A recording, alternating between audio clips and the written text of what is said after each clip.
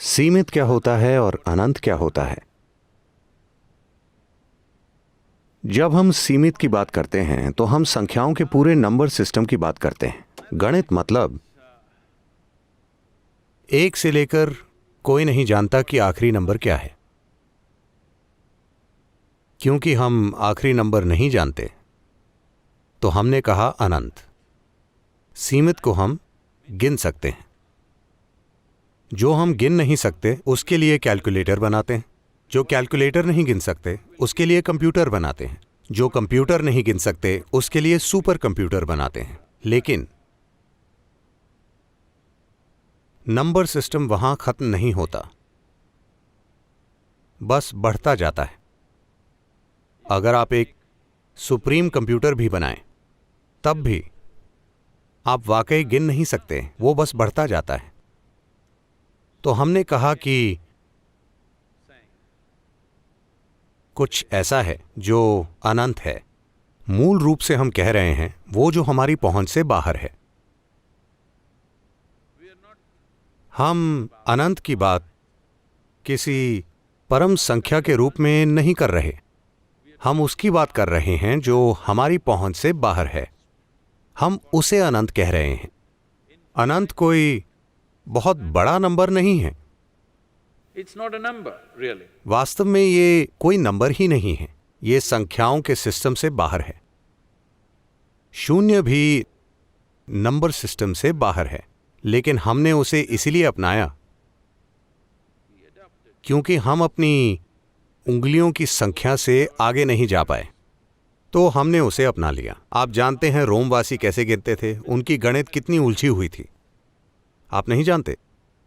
आप रोम संख्याओं का सिस्टम जानते हैं? 200 तक पहुंचते पहुंचते आप पागल हो जाएंगे। तो भारतीयों ने एक सिस्टम बनाया जिसे उपयोगी बनाया गया, क्योंकि अगर आप संख्याओं के सहारे ही चलेंगे तो खो जाएंगे। आपने ऐसी चीज अपनाई जो संख्याओं के सिस्टम का हिस्सा नहीं है पर उसकी पूरक है। ऐसी चीज है शून्य।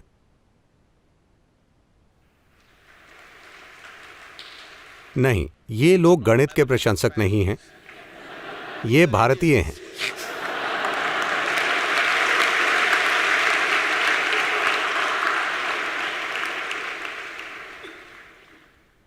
राष्ट्रीयता की भावना बढ़ रही है।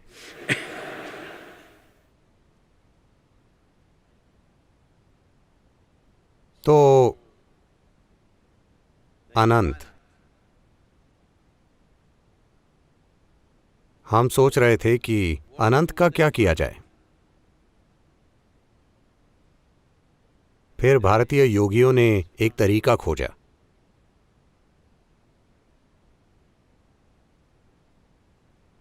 उन्होंने अपना हाथ इस तरह रखा।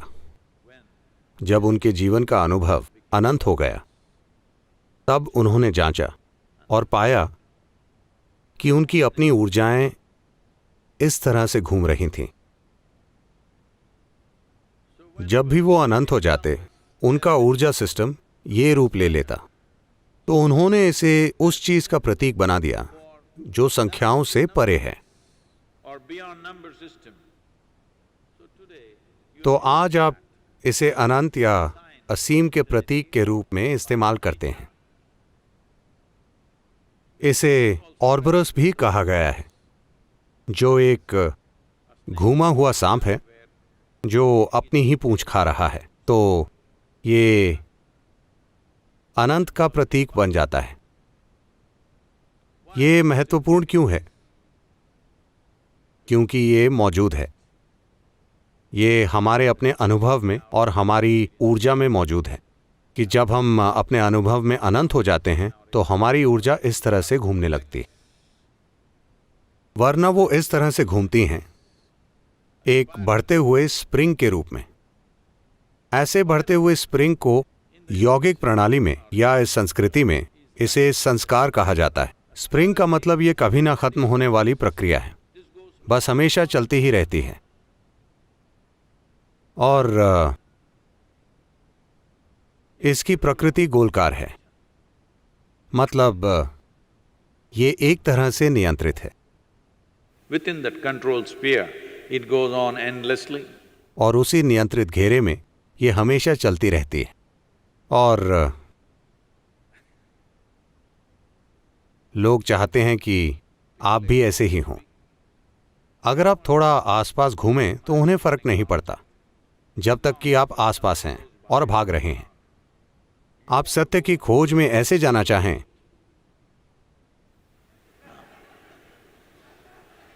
तो आपका संसार इसकी अनुमति नहीं देगा।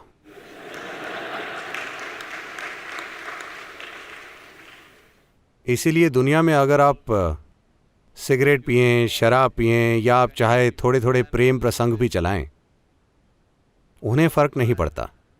लेकिन अगर आप कहें कि मैं गुरु के पास जा रहा हूं,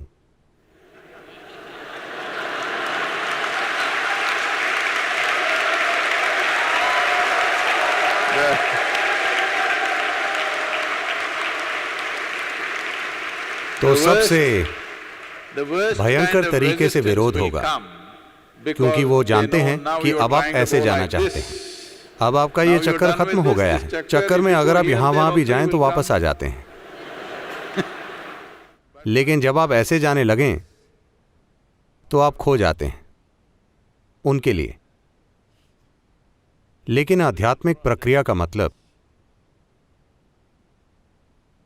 ये नहीं कि आप कहीं भाग जाएं, क्योंकि वो जगह जो आप रहने के लिए चुनते हैं वो आपके जीवन की क्वालिटी तय नहीं करती। चाहे आप घर पर रहें या आश्रम में, दोनों ही जगह आप या तो मुक्त हो सकते हैं या उलझे हुए। तो जगह से फर्क नहीं पड़ता। फर्क आपके भीतर जीवन की हलचल से पड़ता है कि इसमें किस तरह की हलचल है। क्या ये गोल चक्कर है या ये सही तरीके से घूम रही है, यानी ये अपनी अनंत प्रकृति की ओर बढ़ रही है। अगर आप इस जीवन की प्रक्रिया के द्वार खुले रखें तो ये स्वाभाविक रूप से घूमेगी, क्योंकि अनंत संभावना पूरी तरह उपलब्ध है। सृष्टि में जितना भी जीवन है वो आपके लिए उपलब्ध है। जब आप अपनी ऊर्जा को अनंत के तरीके से घुमाएं तो जीवन अलग तरह से चलेगा, एक बिल्कुल अलग तरीके से। हम अनंत का प्रतीक स्क्रीन पर दिखाएंगे। अनंत का ये प्रतीक, ये ऐसा प्रतीक नहीं है जिसकी मनुष्यों ने कल्पना की हो। ये वाकई होता है। आपको अपना हाथ दूसरों के सिर पर नहीं रखना चाहिए, क्योंकि किसे पता, हो सकता है आप भस्मासुर के अवतार हों। तो आपको ऐसी कोशिश नहीं करनी चाहिए। इसलिए मैं आपको ये नहीं बताऊंगा कि ये कोशिश कहाँ करनी है। लेकिन अगर लोग एक विशेष स्थिति में हैं और आप उनके सिर पर अपना हाथ रखें तो आप देखेंगे ऊर्जाएं ऐसे घूम रही हैं। मैं जगह नहीं बताऊंगा ताकि आप दूसरों के साथ ये चीजें ना करें। तो ये ऐसी चीज नहीं है जिसकी हमने कल्पना की है। ये ऊर्जा का कुदरती सिलसिला है, जिसमें ऊर्जा तब जाती है जब जीवन का सीमित आयाम अस्तित्व की असीम प्रकृति को छूता है। ऊर्जा सिस्टम, जिसे इस शरीर को चलाने के लिए अब भी सीमित होने की जरूरत है, वो इस तरह घूमता है। अगर ये अनंत हो जाए तो ये एक व्यक्ति का जीवन नहीं होगा, ये चला जाएगा। लेकिन ये इस शरीर की सीमाओं में रहते हुए उस आयाम को छू रहा है जो अनंत है। Now this limited energy gets into this pattern. तो ये सीमित ऊर्जा इस तरह घूमने लगती है। तो इसी तरह हम अनंत के प्रतीक तक पहुंचे। शून्य और अनंत दोनों भारत में बने हैं।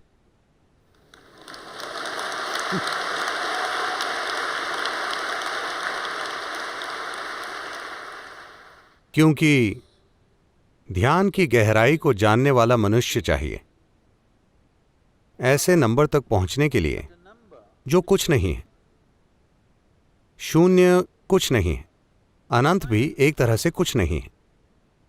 संख्याओं के ऐसे सिस्टम तक पहुंचना जिसमें जोड़ नहीं होता, ये सिर्फ ध्यान की गहराई को जानने वाला मनुष्य कर सकता है, वरना ये नहीं किया जा सकता।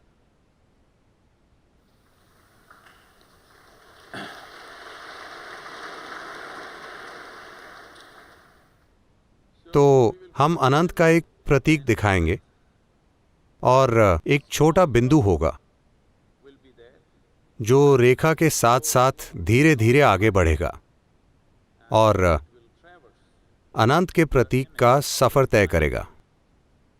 एक चक्र पूरा करने में 4.5 मिनट का समय लगेगा। मैं चाहता हूं कि आप आंखों से और मन से, और हो सके तो आप अपनी भावनाएं भी इस बिंदु से जोड़ दें, क्योंकि आप में से ज्यादातर लोग अपना मन किसी चीज पर तब तक नहीं लगा सकते जब तक आपकी भावनाएं उससे न जुड़ जाएं।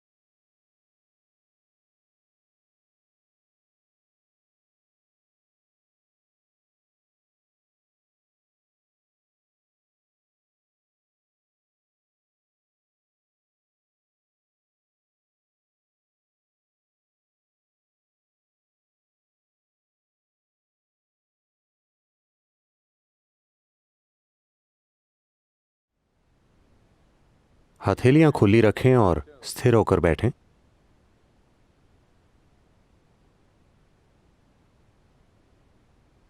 अपनी आंखों से ध्यान देते हुए और साथ ही मन और भावनाओं से ध्यान देते हुए अपना ध्यान पूरी तरह से सफेद बिंदु पर केंद्रित करें।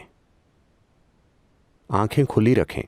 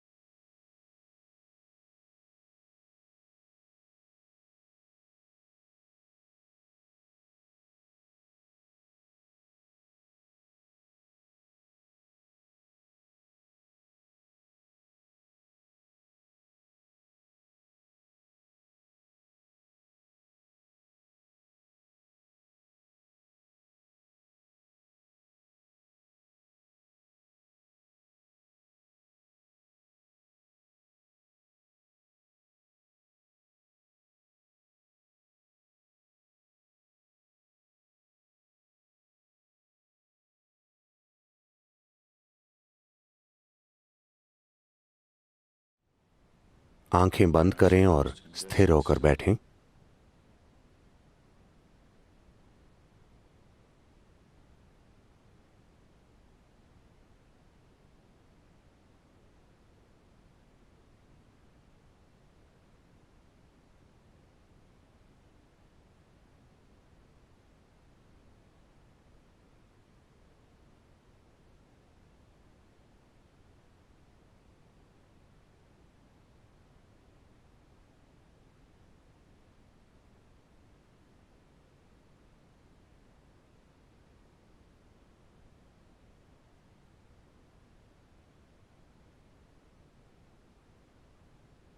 आंखें बंद रखें और स्थिर होकर बैठें।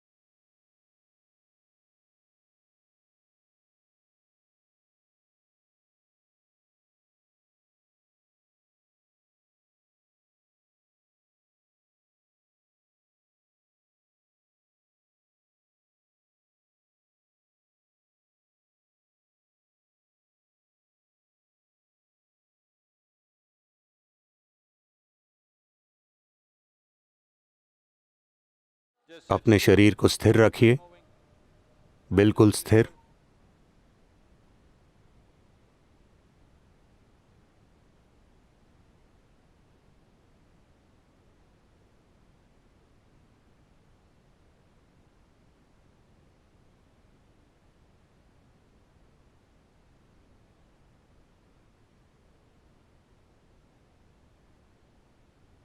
हर हलचल की एक शुरुआत और एक अंत होता है। स्थिरता की ना तो शुरुआत है ना ही अंत। आप बिल्कुल स्थिर बैठिए।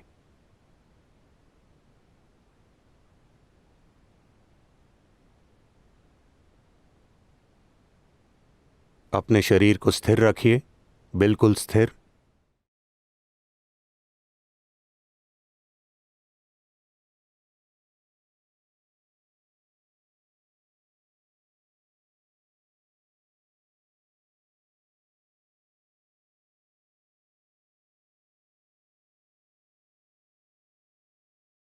गुरु बिन कैसे गुण गावे,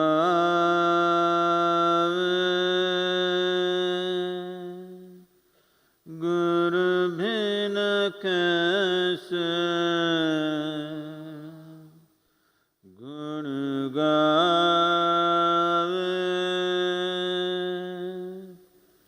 गुरु न माने तो गुण नहीं आवे, गुरु न माने तो गुण नहीं आवे, गुणी जन में बेगुणी कहावे, गुरु बिन कैसे गुण गावे, गुरु बिन कैसे गुण गावे, गुरु बिन कैसे गुण